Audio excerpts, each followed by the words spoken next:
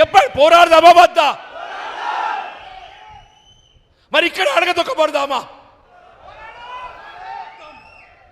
ఎంతకాలం ఈ అవమానాలు, ఎంతకాలం ఈ అవమానాలు, ఎంతకాలం ఈ మానసిక క్షోభ? అంటే కాంగ్రెస్ పార్టీ నుంచి ఎవడు ఎదగద్దు, కాంగ్రెస్ పార్టీ నుంచి ఎవడు ఎదగద్దు. నీ చెప్పు చేతుల్లో ఉండేటోడు, నీ దయా దాక్షిణ్యాలకు లొంగేటోడు, నీ అడుగులకు అడుగులు ఎత్తటోడు, వాడు మాత్రమే కాంగ్రెస్ పార్టీలు కొనసాగాలి.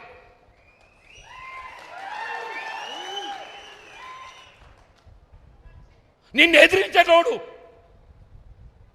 రాహుల్ గాంధీ ఆలోచనకు అనుగుణంగా నడిచేటోడు, నువ్వు ఎవరిని అడగదొక్కుతున్నావే? రాహుల్ గాంధీ గారి ఆలోచనకు అనుగుణంగా నడిచేటోడిని అడగదొక్కుతున్నావు అంటూ నేను. నువ్వు అడగదొక్కేది ఎవరిని కాదు, రాహుల్ గాంధీ గారి ఆలోచనకు అనుగుణంగా నడిచేటోడిని నువ్వు అడగదొక్కుతున్నావు అని చెప్పంటూ నేను.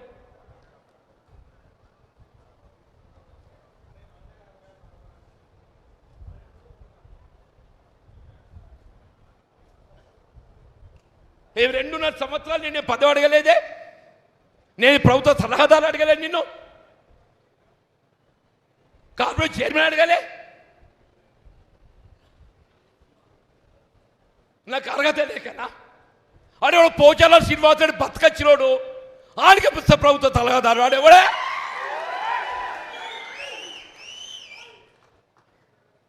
అదే పోచా ఈ 20 మాసాలలో ఆవిడ ప్రభుత్వ సలహాదారు నియామకం అయిన తర్వాత ఆవిడ ప్రభుత్వానికి ఇచ్చిన సలహాలేంటి చెప్పవే?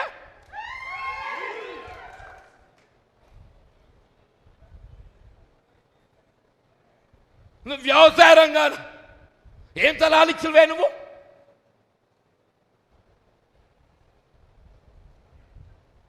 అంటే ఏంటి?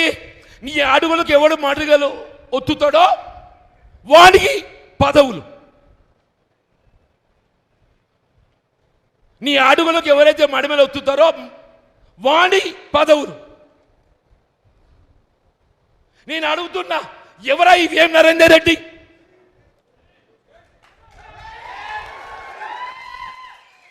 ఆయన పార్టీ చేసిన సేవ ఏంది? పాప చిన్నారెడ్డి గారు మా మిత్రుడు, he senior to me. When I joined into Congress party, he was Youth Congress, State Youth Congress President. వనపర్తికి టికెట్ ఇచ్చి అక్కడ ఉన్న ప్రత్యేక పరిస్థితులలో ఆయన టికెట్ మొన్నగా మావుల టికెట్ ఇక్కున్నట్టు ఏమున్న టికెట్ ఇక్కున్నారు కదా, आपको टिकट खींच लिए ना साहब, जैसे आपको टिकट खींच लिए ये छिन्ना रेड्डी का बीफाम से खींच लिए, తీసుకొని మినిట్స్లో పెట్టిండ్రు. భయ్ నీకు ప్రభుత్వం వచ్చినాక తగిన గౌరవం ఇస్తాం, నీకు రాజ్యసభ ఇస్తాం అని చెప్పన్నారా? మొన్న ఆయన స్టేట్మెంట్ చూసిన బాధ కలిగిందే. నాకు నా అనుభవం, సీనియారిటీ, నా టికెట్ నుంచి లాక్కోవటం, నేను ఆనాడే ఆత్మహత్య చేసుకోవాలని స్టేట్మెంట్ ఇచ్చిండే. చిన్నారెడ్డి గారు ఏదైతుందో నాకు జరిగిన అవమానానికి నేను ఆత్మహత్య చేసుకోవాలనేట్టుగా ఆలోచన వచ్చింది చెప్పిండే చిన్నారెడ్డి. ఇదేనా పార్టీ సీనియర్కి ఇచ్చే గౌరవం?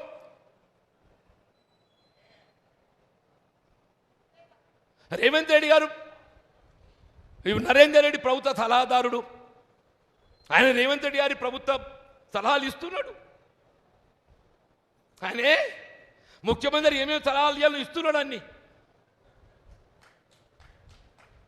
ఇప్పుడు ఆయన సలహాలకు అనుగుణంగానే ప్రభుత్వం నడుస్తున్నది, వేం నరేందర్ రెడ్డి సలహాలకు అనుగుణంగానే ప్రభుత్వం నడుస్తున్నది.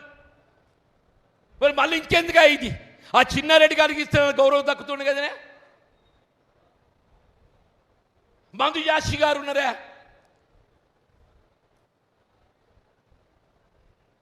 వంశీ చంద్రారెడ్డి ఉన్నారు, హనుమంతరావు గారు ఉన్నారు.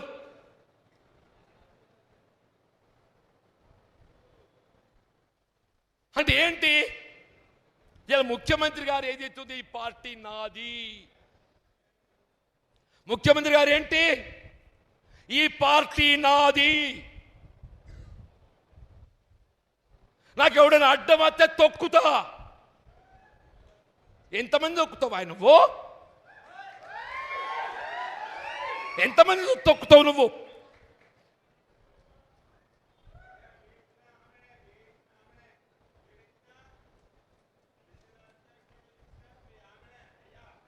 ఇవ్వాలే చెప్తున్నా నేను. నీ తొక్కుడు కాదు. మన జగిత్యాల నియోజకవర్గం ఏదైతుందో, నినదించినాడు అడ్డుపడ్డనాడు ఏదైతుందో, అది ఏ శక్తి కూడా మమ్మల్ని అడ్డుకోదు, ఆపలేదు చెప్పట్టు నేను.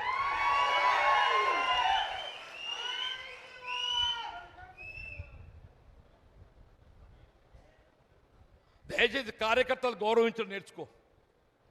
సీనియర్లు గౌరవ అదృష్టం కలిసి వచ్చింది.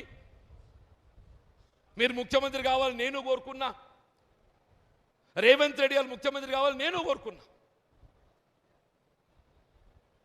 ఆయన ముఖ్యమంత్రి ఎంపిక సమయంలో భిన్నాభిప్రాయం వ్యక్తం చేస్తే నేను ఆ భిన్నాభిప్రాయం వ్యక్తం చేసిన వారితో మాట్లాడి, ఈ సమయం కాదు,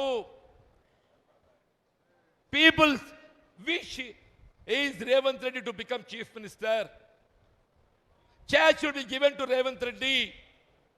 ఆయన ముఖ్యమంత్రి కావాలని కోరుకున్న వాళ్ళలో నేను ఒక్కరిని నేను చెప్పంటున్నాను. దాని పర్యవసానం ఏదైతుందో, ఇలా కాంగ్రెస్ నాయకులను తొక్కుతా, కార్యకర్తలను తొక్కుతా,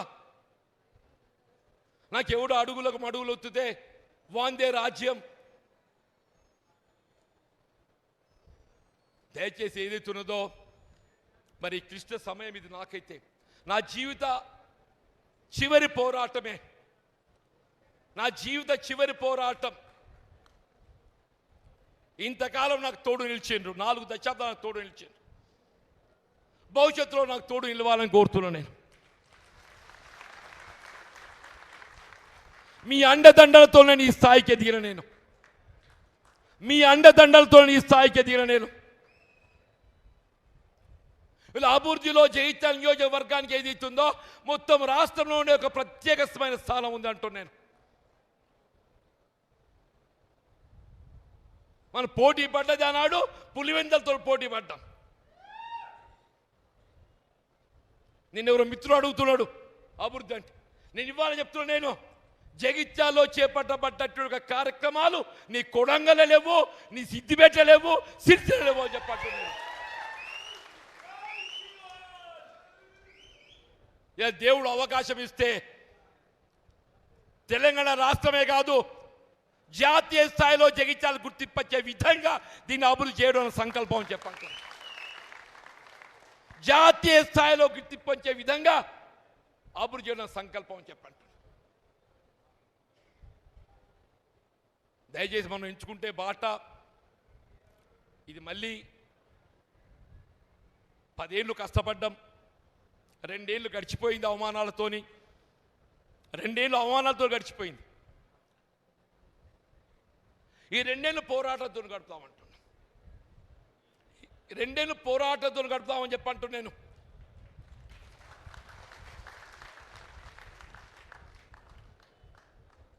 మన లక్ష్యం ధర్మం, ధర్మ పోరాటం. మన ధర్మ పోరాటం చెప్పండి, న్యాయం కోసం పోరాటం చేస్తాం, మన హక్కులకు పోరాటం చేస్తామని చెప్పంటున్నా. ఆ హక్కుల సాధన కొరకు నా భుజం తట్టి నాకు అండగా నిలవాలని కోరుతున్నా సవినయంగా.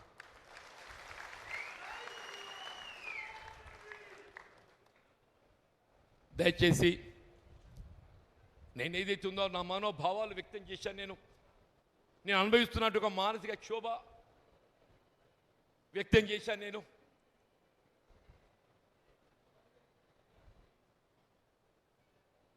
నేను పార్టీ వీడడం అనేది నాటువంటి బాధాకరం చెప్తున్నా. నేనేం స్క్రీన్ గీసుకొని ముఖ్యమంత్రి కావాలని చెప్పారు కాంగ్రెస్ పార్టీలకు రాలేదు. కొద్దిమంది ఏదైతున్నదో స్క్రీన్ గీసుకొని ముఖ్యమంత్రి కావాలని పార్టీలోకి వచ్చిన వాళ్ళు ఉన్నారు.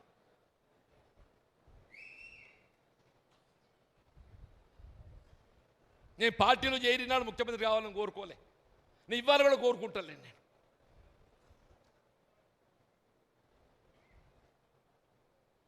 మీరు ఏ స్క్రీన్ తీసుకొని తొక్కుకుంటా ముఖ్యమంత్రి అయినరో సంతోషం నాయన, కానీ మమ్మల్ని కూడా బతకనియండి. ఇతర నన్నంటే నేను పోతున్న స్వేచ్ఛ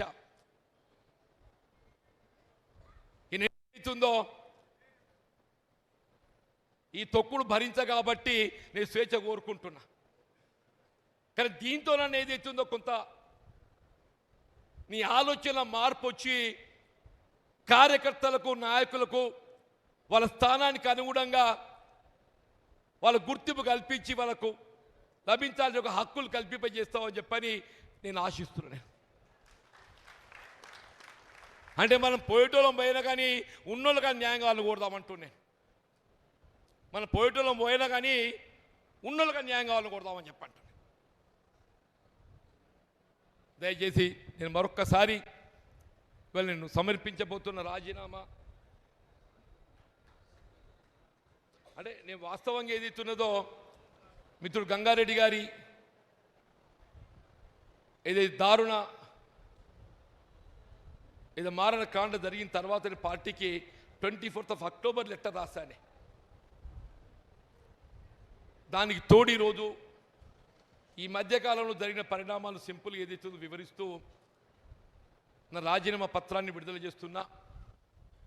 దయచేసి మా మిత్రులు సహచరులు ఇంతకాలం నాకు తోడు ఇచ్చినటువంటి ఒక మిత్రులందరినీ కూడా నాతో తోడు నిలవాలని చెప్పని నా తోడు నిలవడానికి ముందుకొచ్చే సంసిద్ధంగా ఉన్నటువంటి ఒక సహోదరు అందరినీ కూడా చెయ్యెత్తాలని కోరుతున్నానే.